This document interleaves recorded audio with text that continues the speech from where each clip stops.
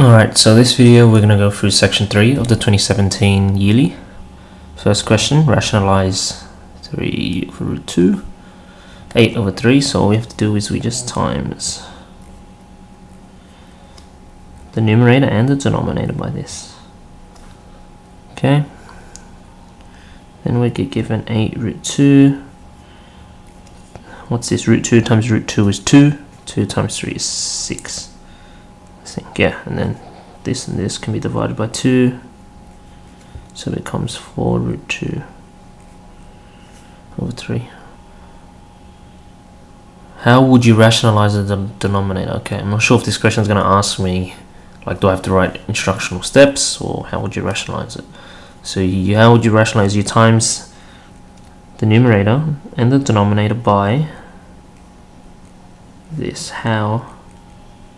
So I guess I would write something like, I would multiply the fraction by another fraction which consists of 3 plus root 5 over 3 plus root 5. And then I'd just do it. So I'd get,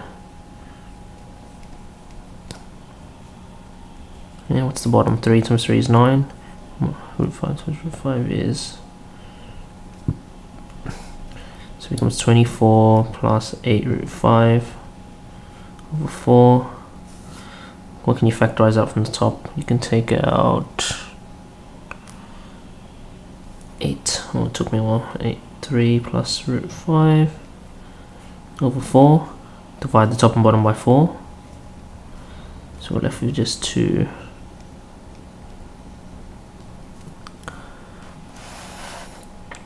Consider the parabola with the equation.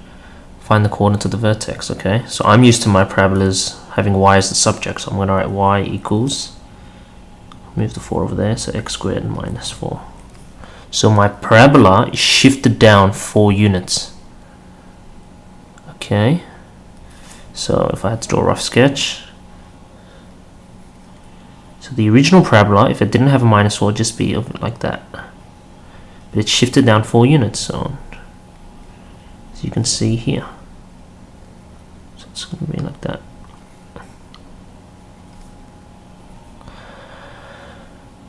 Okay, so the vertex is going to be 0 minus 4. Got a feel like, yeah, okay. 2 identical biased coins are tossed together. The outcome is recorded. After a large number of trials, it observed that the probability of both coins landing showing heads is 0.36. What is the probability that both coins land showing tails? Biased coin, so it's not going to be, okay, well I get that. So I think I get what the question's asking. So you toss it, wait, 2 coins are tossed together. Okay, so let's say that's coin 1, this one's coin 2. So when you toss coin 1, you can either get heads or tails. And then coin 2, when you toss it, you can also get heads or tails, leading from whichever event happened.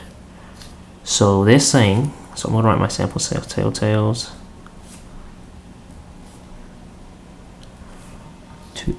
The outcome is recorded after large. It is observed that the probability that both coins land showing heads is 0.36.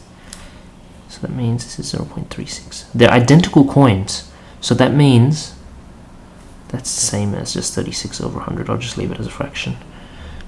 That means a fraction multiplied by itself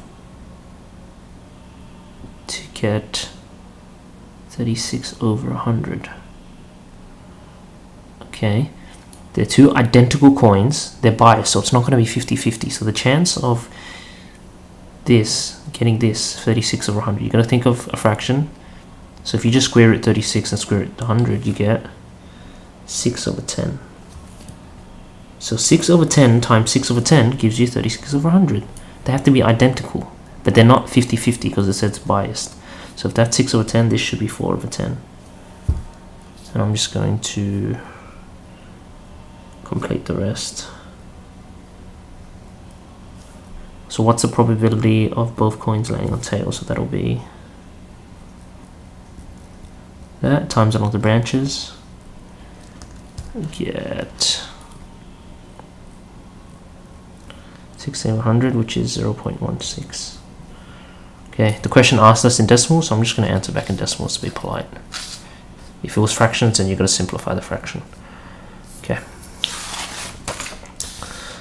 Solve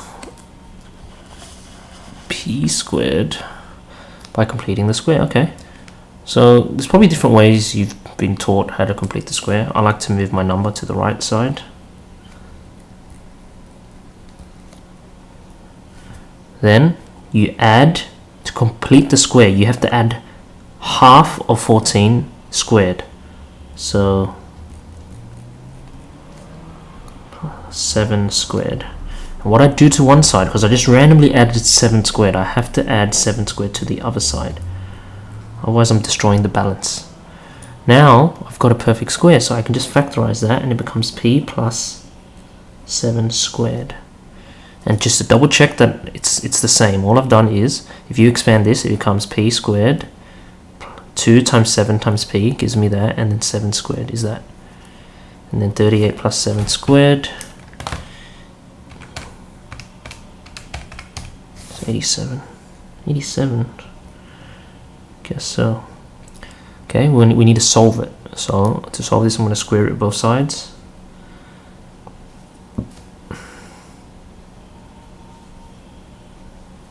Yeah, so p plus 7 equals to plus minus root 87. Okay, and then I'm subtracting 7 over, so p equals minus 7.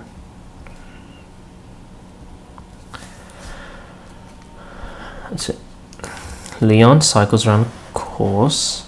The course starts at E, passes through F and G, and finishes, wait, what? Oh, and H, and finishes at E. The distances EH and GH are equal. What is the total distance? Okay, so we've got 64 here. How many marks is this question? Wait a sec. Is this split up into... confused.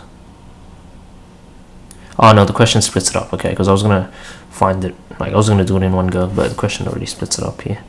Use the sine rule to find the length of FA. Yeah, because I was going to say we don't have what this length is, and we don't have this and this.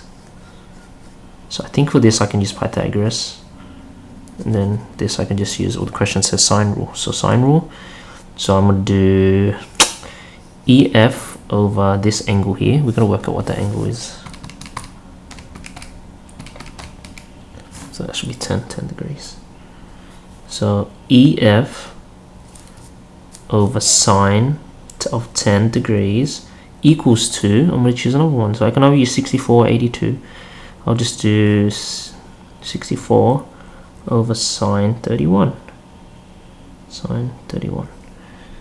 Then I just want EF, so I'm going to times sine 10 to the other side. 64 times sine 10 over sine 31. Chuck that in the calculator. 64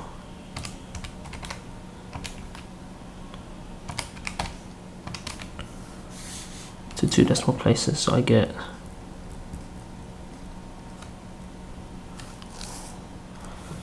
find the length of BH to 2 decimal places, and hence, so using that information and this, find the total distance of the cycle that the cycle has traveled. I'm trying to think what else I can do. Yeah, I'm gonna stick to Pythagoras.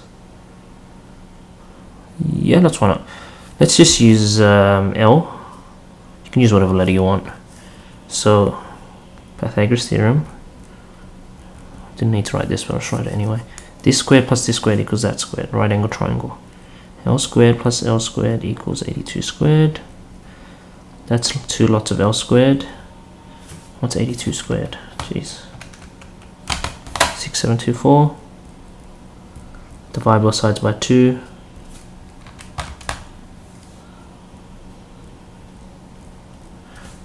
I don't think I can square root that. No, so what I'm going to do... Oh, should I leave it in third form? What's nearest kilometer, so I'll just do... I'll leave it like this. I'll round at the end because I don't like rounding too early. So that's that. So root 3, 362. So what's the question want? Let's find the total. Sorry, I feel like my camera's crooked. Find the total distance. So total equals, so E to F, that was what? 21.58 plus 64 plus 3362 plus it again, so plus 2 lots of it. So I'll just do this, then I'll just add it.